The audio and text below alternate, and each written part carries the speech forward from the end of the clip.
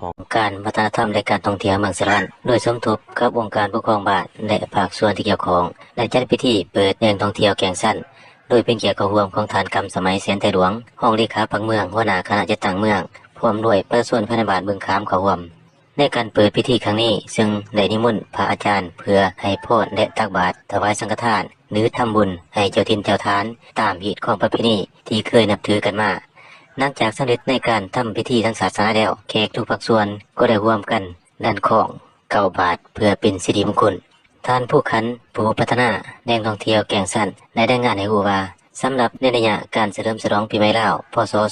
2569ที่จะจัดขึ้นในวันที่ 14 ถึงวันที่ 16 เมษายน ปี 2026 นี้ก็ได้มีการบริการสร้างความสะดวกสบายให้ได้อย่างเป็นต้นสถานที่จอดรถกว้างขวาง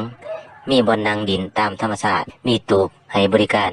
มีเสือสุสีบตามขนาดน้อยเล็กน้อยและผู้ใหญ่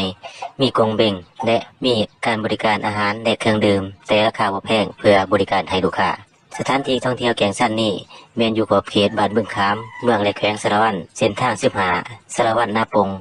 ซึ่งห่างจากเทศบาลเมืองสะระวันประมาณ30 กิโลเมตรฉะนั้นขอเชิญชวนทุกท่านเนื่องในการเฉลิมฉลองปีใหม่ลาวพ.ศ.